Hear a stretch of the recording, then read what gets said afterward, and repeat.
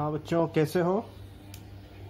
Last lecture network के basis पर हमने मिक्सचर को 3 पार्ट में डिवाइड किया था, solution, colloidal solution and suspension.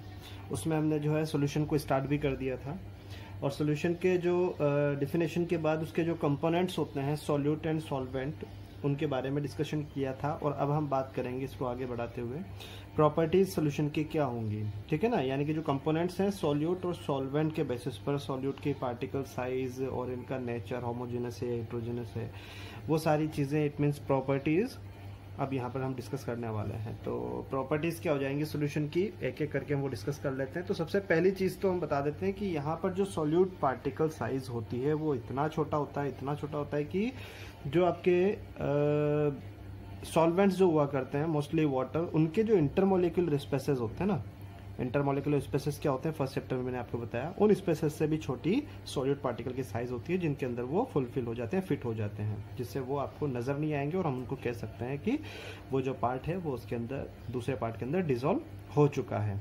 तो इट मीन्स एक यहाँ पर यूनिफॉर्म कंपोजिशन होगा और एक केमिकल कॉम्बिनेशन होगा, इसलिए जो सोल्यूशन होता है आपका वो होमोजेनस मिक्सचर कहलाता है। तो फर्स्ट प्रॉपर्टी जो इसकी हो जाएगी वो हो जाएगी इट इज होमोजेनस मिक्सचर, ये होता है फर्स्ट प्रॉपर्टी। नोट कर लेंगे, आप भी नोट्स प्रिपेयर करें। इसी तरीके से जैसे भी मैं पार्टिकल साइज यहाँ पर बता रहा था, यानी कि जो सॉल्यूट पार्टिकल साइज में आपको बता रहा था, तो सबसे छोटा सॉल्यूट पार्टिकल साइज सॉल्यूशन के अंदर होता है लेस देन 1 नैनोमीटर। और जो सॉल्वेंट्स के जो इंटरमोलिकुलर स्पेसेस होते हैं उनका भी साइज अप्रॉक्स यही होता है। और ये कहना सही होगा कि उनसे छोटा साइज जो होता है सॉल्यूट का होता है, इसलिए उन स्पेसेस के अंदर ये फिट हो जाते हैं। तो यहाँ सॉल्यूट पार्टिकल साइज के बारे में आप लिख देंगे, particle size in a solution is less then particle size, यहाँ पर मैं सॉल्यूट पार्टिकल साइज की बात कर रहा हूँ, तो आप यहाँ पर लिख लें solute particle size is less than 1 nanometre, 1 nm। nm का मतलब यहाँ पर हो जाएगा नैनोमीटर। नैनोमीटर का मतलब समझते हैं, nanometre 1 nm is equal to जो होता है 10 पावर -9 मीटर होता है भाई, ठीक है ना।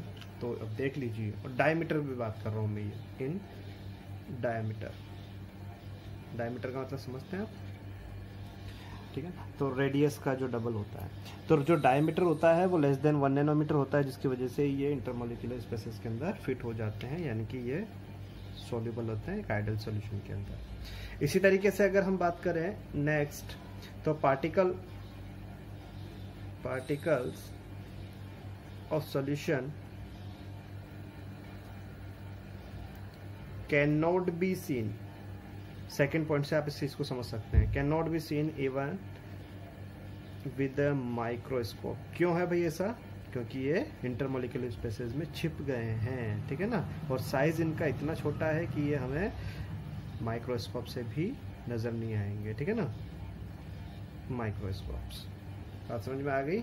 इसी तरीके से नेक्स्ट, अगर हम एक ट्रू सॉल्यूशन की बात करें, a true solution does not scatter beam of light। भाई कहने का मतलब ये होता है कि जो लाइट बीम होती है, ठीक है ना, वो लाइट बीम है ट्रू सॉल्यूशन से पास नहीं हो सकती। क्यों नहीं हो सकती है? क्योंकि लाइट बीम को पास होने के लिए स्पेस चाहिए, और जो स्पेस होता है सॉल्यूशन का वो तो किसने कवर किया हुआ है? सॉलिड पार्टिकल ने। यानी कि पास होने के लिए स्पेसेस नहीं है, इसलिए जो है स्कैटरिंग लाइट की नहीं होती है ट्रू सॉल्यूशन से, ठीक है, जिसको हम बोलते हैं, अगर स्कैटरिंग हो जाती है तो उस प्रोसेस को हम टिंडल इफेक्ट बोलते हैं, टिंडल इफेक्ट, ठीक है ना।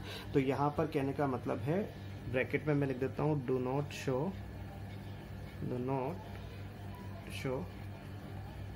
Tyndall effect. टिंडल इफेक्ट का मतलब लाइट बीम का स्कैटर हो जाना एक सोल्यूशन से, ठीक है ना, मतलब एक जो सैंपल है उससे पास हो जाना, टिंडल इफेक्ट। तो इससे नहीं होगा, इसलिए ये टिंडल इफेक्ट शो नहीं करेगा। नेक्स्ट अगर हम बात करें तो सॉल्यूशन इज स्टेबल। आप कितने ही टाइम तक, अभी जैसे आपका सॉल्ट सॉल्यूशन होता है, शुगर सॉल्यूशन होता है, तो कितने टाइम तक के लिए आप अनडिस्टर्ब रख दो, वो हमेशा स्टेबल रहेगा, मतलब जैसा है वैसा ही रहेगा, क्योंकि जो सॉल्यूट है वो डिजोल्व हो चुका है। तो solution is stable when kept undisturbed. ठीक है, और इसी तरीके से लास्ट पॉइंट इसका हो जाएगा द सॉल्यूट पार्टिकल, सिंपल बात है, the solute particles can not be separated from the mixture, यानी कि वो जो सॉल्यूशन है ना, उस सॉल्यूशन में सॉल्यूट पार्टिकल को आप फिल्ट्रेशन प्रोसेस से सेपरेट नहीं कर सकते हो। Mixture by the process of filtration,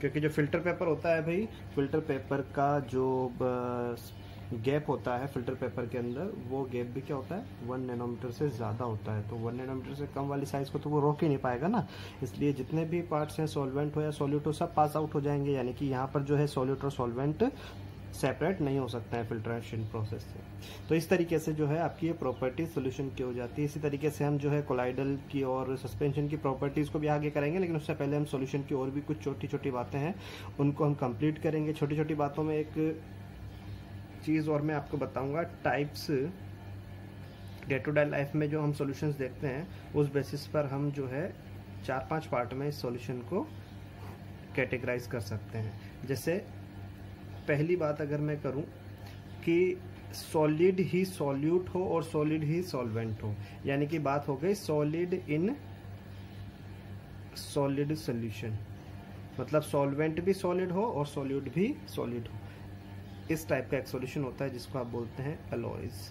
alloy का मतलब क्या होता है, मिक्सचर ऑफ 2 और मोर मेटल्स कॉल्ड एलॉय, जो कि क्या करता है, कोरोजन जैसी एक्टिविटी को क्या करता है, रोकता है। ठीक है ना, तो यहाँ पर एलॉयज का जो होता है मेटल और मेटल का मिक्सचर, यानी कि मेटल जैसे मैं बात करूँ स्टेनलेस स्टील या सिंपल स्टील की बात आप करें, स्टील आपने सुना है स्टील एक एलॉय होता है, और स्टील के अंदर जो मेन फ्रैक्शन होता है वो आयरन का होता है, और लगभग 98% के आसपास में आयरन होता है, और बाकी जो है कोरोजन से बचाने के लिए, क्योंकि कोरोड हो जाता है ना वो रखे हुए, रेस्टिंग ऑफ आयरन जिसको सुना होगा, तो उसमें एलॉय फॉर्मेशन किया जाता है, और उसके लिए उसके अंदर कुछ अदर मेटल्स जैसे क्रोमियम है, निकल है, मोलिब्डेनम है, और इस टाइप के, जिससे कार्बन एक नॉन मेटल है। ठीक है ना, तो उनको मिक्सअप किया जाता है। तो क्या हुआ, जो मेन पार्ट था आयरन, दूसरे पार्ट थे वो भी मेटल है, दोनों सॉलिड है, तो वो किस टाइप का सॉल्यूशन बना, सॉलिड इन सॉलिड, सॉल्यूट भी सॉलिड और सॉल्वेंट भी सॉलिड, तो वो आपका कहलाएगा एलॉय सॉल्यूशन कहलाएगा।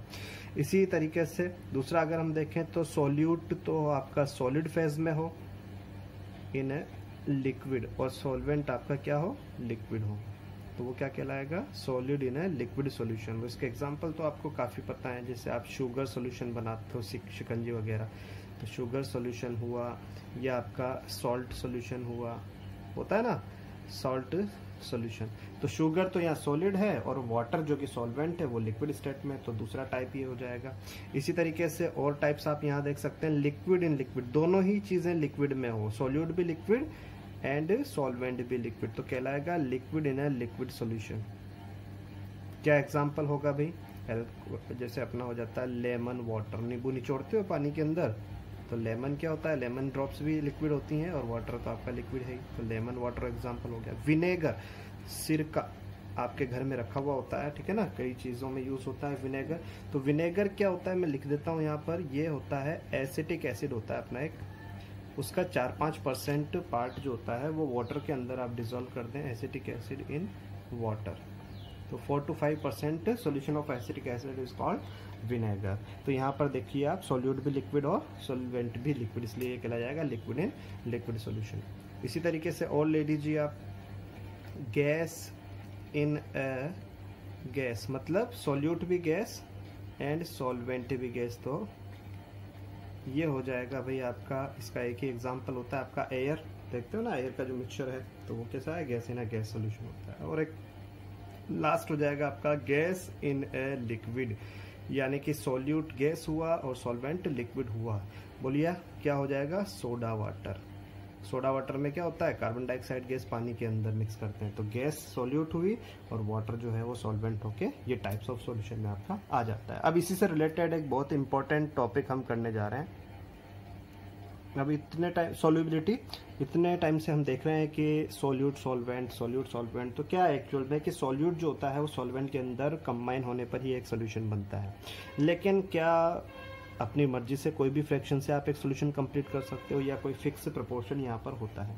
तो हमेशा याद रखें कि हर सॉल्वेंट की है वो 100 ml है, 200 ml है या 1000 ml है, या हम बात करें कि सॉल्वेंट का टाइप कैसा है, उन सभी पर डिपेंड करता है कि उसमें कितना अमाउंट सॉल्यूट का आप मैक्सिमम डिसॉल्व करते हैं, वही कहलाती है उसकी सॉल्युबिलिटी। यानी कि एक पर्टिकुलर सॉल्वेंट के अंदर एक particular amount of solute maximum add कर देना ही क्या कहलाता है, सॉल्युबिलिटी कहला जाता है। तो यहां पर मैं लिख देता हूं द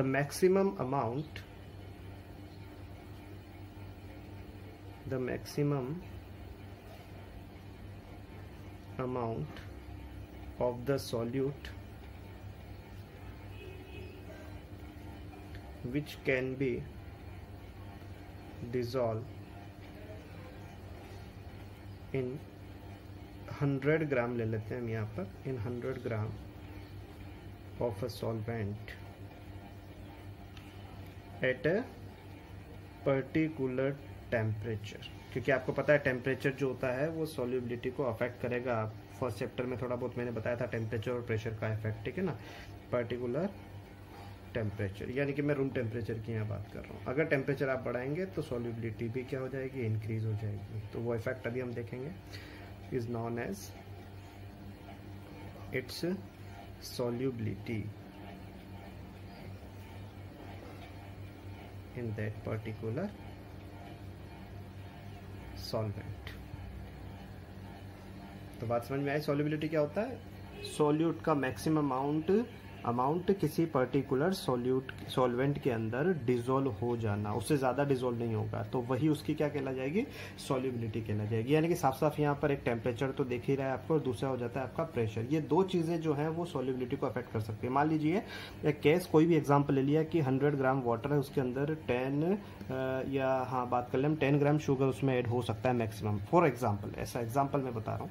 तो आप टेम्परेचर देखिए, यानी कि उसका टेम्परेचर बढ़ाकर उसकी जो सॉल्युबिलिटी है वो बढ़ा सकते हो, यानी 10 ग्राम को 11 ग्राम 12 ग्राम तक आप सॉल्यूबल कर सकते हो। तो यहाँ पर टेम्परेचर इफेक्ट आता है। इसी तरीके से गैसेस वाले केस में अगर हम जो सॉल्यूशन बनाते हैं तो वहाँ पर प्रेशर इफेक्ट आ जाता है। तो साथ के साथ हम एक काम कर लेते हैं, सॉल्युबिलिटी को जब हमने डिफाइन किया तो कौन कौन से फैक्टर्स हैं जो इसको अफेक्ट कर सकते हैं।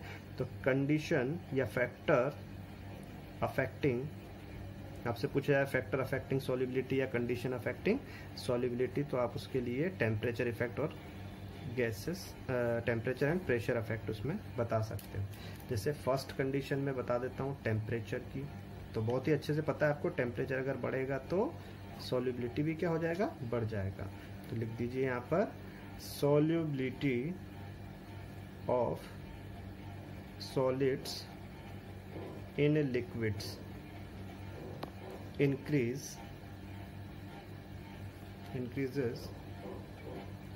with the increase in temperature। बात समझ में आ गई ना, इसमें समझाने की जरूरत नहीं है, फर्स्ट चैप्टर में भी इस तरीके की बात की है हमने, temperature. Whereas solubility of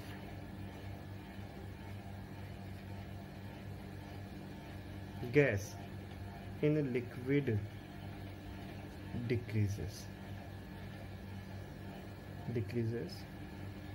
on increasing the temperature। यहाँ पर बात को समझें, अगर आप सॉलिड डिसॉल्व कर रहे हो लिक्विड के अंदर तब तो आप टेम्परेचर बढ़ाएंगे, तो यहाँ लिक्विड के इंटरमोलिकुलर स्पेसेस थोड़े बढ़ने की वजह से सॉलिड के जो पार्टिकल्स हैं वो ज़्यादा सेट आउट हो सकते हैं उसके अंदर, इसलिए सॉल्युबिलिटी को इंक्रीज होना मानेंगे। लेकिन अगर सॉल्युबिलिटी आप गैस की देख रहे हो लिक्विड के अंदर, यानी कि सॉल्यूट आपने गैस दिया है, तो याद रखिए कि टेम्परेचर बढ़ाने पर liquid decreasing on increase the temperature, temperature बढ़ाने पर जो सॉल्युबिलिटी है वो क्या हो जाएगी, डिक्रीज हो जाएगी, ठीक है ना। क्योंकि यहाँ पर आपको पता है कि जो गैसेस का मूवमेंट होता है वो रैंडमली होता है, वो फिट आउट नहीं होंगे, ठीक है ना, इंटरमोलिकुलर स्पेसेस के अंदर। तो यहाँ पर जो है सॉल्युबिलिटी, भाई टेम्परेचर मिलने से तो और ज़्यादा काइनेटिक एनर्जी आ जाएगी ना गैस पार्टिकल में, फर्स्ट चैप्टर में पढ़ा, वैसे इनमें ज़्यादा काइनेटिक एनर्जी होने की वजह से रैंडमली मूव करते हैं, ये इधर उधर मूव करते हैं, ब्राउनियन मोशन करते हैं। तो यहाँ पर जो है टेम्परेचर बढ़ाने से तो और ज़्यादा काइनेटिक एनर्जी आ जाएगी, और ज़्यादा दूर भागने की कोशिश करेंगे, तो इट मीन्स यहाँ पर सॉल्युबिलिटी डिक्रीज होगी, जबकि इस केस में सॉल्युबिलिटी इंक्रीज होगी। दूसरा इफेक्ट जो है वो आपका प्रेशर, जो कि मोस्टली गैसेस के लिए लिया जाता है, प्रेशर इफेक्ट। तो प्रेशर बढ़ाएंगे तो गैसेस क्या होंगे, क्लोज आएंगे, यानी कि सॉल्युबिलिटी बढ़ेगी। तो यहाँ पर हम बता सकते हैं solubility of gases in liquid increase. जैसे आप वो नहीं बनाते हो क्या, सोडा वाटर जो बनता है, तो उसमें क्या होता है, प्रेशर के साथ बोतल में क्या करते हैं, पहले से उसमें फ्लेवर्ड वाटर होता है, प्रेशर के साथ आप क्या करते हैं, उसमें कार्बन डाइऑक्साइड गैस फिल करते हैं। तो प्रेशर अप्लाई किया तभी तो सॉल्युबिलिटी उसकी बढ़ी ना, सॉल्युबल हुआ ना। आप प्रेशर रिलीज करते हैं, नोजल ओपन करते हैं, तो अपने आप गैस सारी बाहर निकल जाती है। तो वही फैक्टर यहाँ पर आ रहा है। तो increase on increasing the pressure, बात समझ में आ गई। वेर एज, यहाँ पर भी देख लीजिए, वेर एज द सॉल्युबिलिटी, अब यहाँ पर ऑफ सॉलिड इन लिक्विड्स, यहाँ पर कोई चेंज नहीं आएगा, ठीक है ना, रिमेन्स अनअफेक्टेड। ये चेंज सिर्फ किसकी वजह से, टेम्परेचर की वजह से आ सकता है, प्रेशर का कोई इफेक्ट यहाँ पर नहीं आएगा। Affected by the change in pressure,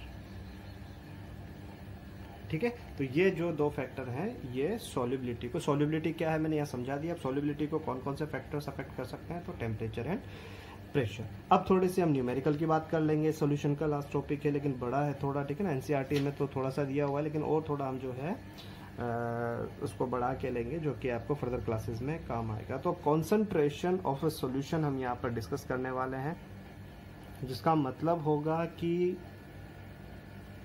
हम किस तरीके से कैलकुलेट करेंगे कि सॉल्यूशन के अंदर कितना सॉल्यूट जो है वो कंबाइनिंग फॉर्म में है, ठीक है ना। यानी कि एक तरीके से हम देखें तो यहाँ पर इसको हम क्वांटिटेटिव एनालिसिस कहते हैं, ठीक है ना। कितने सॉल्यूशन में कितना परसेंट, पहले परसेंट के हिसाब से देखें कितना परसेंट सॉल्यूट जो है वो डिजोल्व है, ठीक है ना, क्या उसका कॉन्सेंट्रेशन है।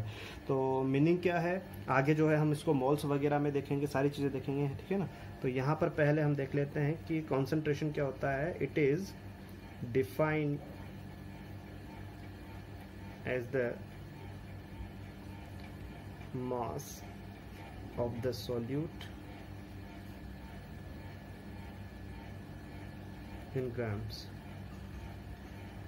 Present in 100 grams of the solution, ठीक है ना। मतलब एक पर्टिकुलर सॉल्यूशन के अंदर कितना जो है सॉल्यूट प्रेजेंट है, कितना परसेंट उसका अमाउंट प्रेजेंट है, वही कहलाता है कॉन्सेंट्रेशन ऑफ सॉल्वेंट। अगर यहाँ पर हम बात करें तो दो फॉर्मूला हम यहाँ पर लगाएंगे। अगर हम बात करें mass by mass concentration, mass by mass concentration का मतलब है, मास किसके लिए आता है,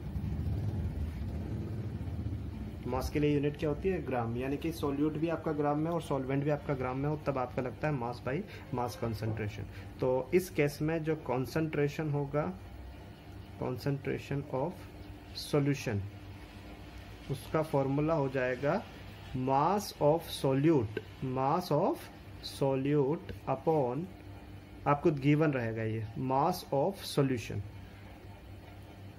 इंटू 100। कॉन्सेंट्रेशन निकाल रहे हैं मतलब परसेंटेज आप निकाल रहे हैं, तो आपको पता ही है मैथमेटिकली 100 से मल्टीप्लाई करते हैं। इसी तरीके से दूसरा, अगर मान लीजिए कि आपको जो दोनों सॉल्यूट एंड सॉल्वेंट जो अमाउंट है वो आपको किस में दिया हुआ है, ml में दिया हुआ है, लीटर में दिया है, यानी वॉल्यूम बेसिस पर दिया हुआ है। मैं लिख देता हूँ यहाँ पर, in case of liquid solute in liquid solvent, अगर दोनों ही क्या हो, अगर दोनों सॉलिड में हो तब ग्राम यानी कि मास बाय मास, और दोनों लिक्विड में हो तो फिर लिक्विड के लिए आपको वॉल्यूम लेना पड़ता है। तो इस केस में जो कॉन्सेंट्रेशन होगा, कॉन्सेंट्रेशन ऑफ सॉल्यूशन, वो हो जाएगा, देखो वॉल्यूम से यहाँ पर लेंगे, volume of solute upon volume of solution, और यहाँ पर भी मल्टीप्लाई बाय 100, ठीक है ना। तो इस तरीके से आप कॉन्सेंट्रेशन निकाल सकते हो। अब इसके लिए एक न्यूमेरिकल दे दिया है आपको, calculate the concentration of solution containing 2.5, यानी परसेंटेज आपको फाइंड करना है जिसमें सोल्यूट 2.5% आप 2.5 ग्राम दिया हुआ है, ठीक है ना, सॉल्ट। उसके अलावा सॉल्वेंट आपको दिया हुआ है 50 ग्राम ऑफ सॉल्वेंट अलग से दिया है। तो यहाँ फॉर्मूला के अंदर देखो दोनों क्या है, ग्राम है, दोनों की यूनिट ग्राम है, इसलिए मास बाय मास लग जाएगा, ठीक है। तो मास ऑफ सोल्यूट तो आपको 2.5 ग्राम दिया हुआ है, लेकिन मास ऑफ सॉल्यूशन आपको जो है वो नहीं दिया है, आपको दिया है सॉल्वेंट का। तो सॉल्वेंट क्या होता है, सॉरी सॉल्यूशन क्या होता है, सोल्यूट प्लस सॉल्वेंट होता है। तो आप मास ऑफ सॉल्यूशन क्या करेंगे, दोनों को ऐड कर देंगे, सॉल्यूशन निकल जाएगा, फॉर्मूला आप लगा देंगे। तो कैसे कर लीजिएगा इसको, मास ऑफ सोल्यूट आपको दिया है भाई, यहाँ पर कितना दिया है 2.5 ग्राम। इसी तरीके से मास ऑफ सॉल्वेंट आपको दिया है इज इक्वल टू 50 ग्राम, लेकिन आपको चाहिए सॉल्वेंट का नहीं, मास ऑफ सॉल्यूशन चाहिए, मास ऑफ सॉल्यूशन। अगर डायरेक्ट दिया होता तो कोई दिक्कत नहीं है, लेकिन अगर सॉल्वेंट दिया हुआ है और सॉल्यूट दिया है अलग अलग, तो दोनों को ऐड कर लीजिए भाई। आपको पता है ना सॉल्यूट प्लस सॉल्वेंट ही तो क्या होता है सॉल्यूशन, 50। तो कितना हो जाएगा ये 52.5 ग्राम। बस अब फॉर्मूला लगा दीजिए। तो मैं यहाँ m/m करके लिख देता हूँ, मतलब मास बाय मास परसेंटेज या फिर कॉन्सेंट्रेशन। क्या हो जाएगा, mass of solute, mass of solute कितना दिया है 2.5 अपॉन मास ऑफ सॉल्यूशन जो कि आपने निकाला है 52.5 इंटू 100। जब आप इसको कैलकुलेट कीजिएगा तो आपको मिल जाएगा यहाँ पर 4.76%, ठीक है। तो इस तरीके से आपने मास बाय मास परसेंटेज निकाल दिया। देखिए बच्चों, यहाँ सेकंड क्वेश्चन मैंने लिया है और इस बार मैंने सॉल्यूट भी लिक्विड लिया है, इथेनॉल, है ना। इथेनॉल यहाँ पर जो है भाई मैं बता देता हूँ, इथेनॉल क्या होता है, एक अल्कोहल का ग्रुप होता है, फॉर्मूला इसका होता है C2H5OH। एक मिथेनॉल होता है वो CH3OH होता है और ये C2H5OH होता है। खैर उससे फॉर्मूला से भी कोई लेना देना नहीं है आपको।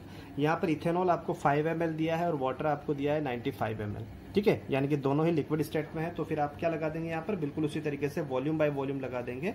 लेकिन याद रखें कि यहाँ पर भी आपको सोल्यूट और सॉल्वेंट अलग दिया है, इसलिए आप पहले सोल्यूशन निकाल लें। तो यहाँ पर वॉल्यूम लिखेंगे ना कि मास। तो वॉल्यूम ऑफ सोल्यूट क्या हो जाएगा भाई बच्चों, वॉल्यूम ऑफ सोल्यूट आपको दिया है 5 ml। इसी तरीके से वॉल्यूम ऑफ सॉल्वेंट जो है वो आपको दिया है 95 ml। क्या निकालना है, सबसे पहले आप डायरेक्ट अगर सॉल्यूशन का वॉल्यूम दिया है तब तो फॉर्मूला लगा देंगे, लेकिन नहीं है तो पहले सॉल्यूशन का वॉल्यूम निकाल दीजिए। तो मुझे लगता नहीं है कि ये बड़ी बात है, 5 + 95 करके आप क्या कर देंगे 100 ml कर देंगे, बस।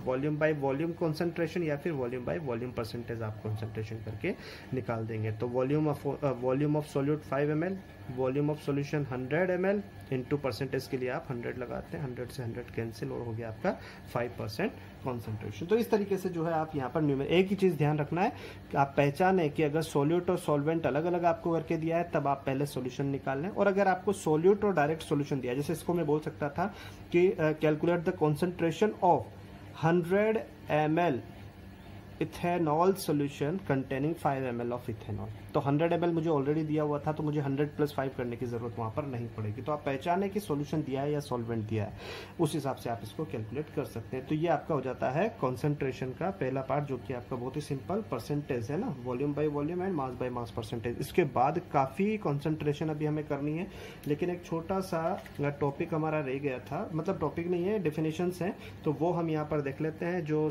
आइडियल सॉल्यूशन होता है, मतलब सॉल्यूशन जो है उसके अंदर एबिलिटी जो है सॉल्यूट ऐड होने की, मैक्सिमम और मिनिमम, ठीक है। तो उस हिसाब से हम यहाँ पर जो है सॉल्यूशन को 2 पार्ट से डिवाइड कर सकते हैं,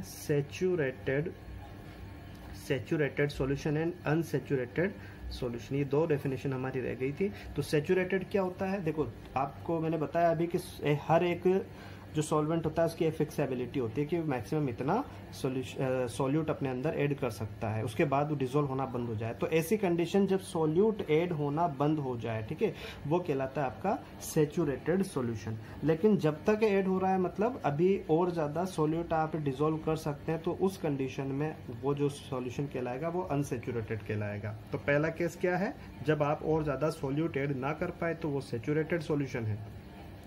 a solution in which no more quantity of solute can be added। बात समझ में आ गई? can be added या dissolve, है ना, at a particular temperature. Particular temperature की बात कर रहा हूं मैं यहाँ पर, रूम टेम्परेचर पर। इसमें एक चीज़ और मैं बताऊंगा आपको, ठीक है ना, कि इसकी सॉल्युबिलिटी रूम टेम्परेचर पर है तब सेचुरेटेड है, लेकिन अगर आप टेम्परेचर बढ़ाएंगे तो ये जो सेचुरेटेड सोल्यूशन है वो किस में कन्वर्ट हो जाएगा, इसमें सुपर सेचुरेटेड में। यानी कि वहां पर टेम्परेचर इफेक्ट बढ़ाने से आप थोड़ा बहुत और सॉल्यूट उसमें ऐड कर सकते हो, उस कंडीशन में वो कहलाएगा सुपर सेचुरेटेड सोल्यूशन। ठीक है, मैं यहाँ नोट नहीं कर रहा हूँ लेकिन याद रखेंगे आप उसको, है ना। तो ये क्या हो जाएगा आपका, is called saturated solution.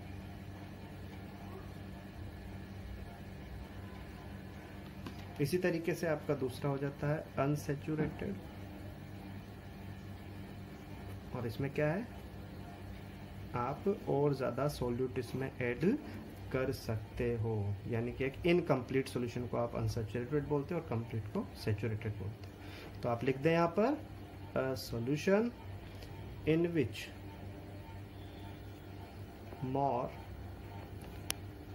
quantity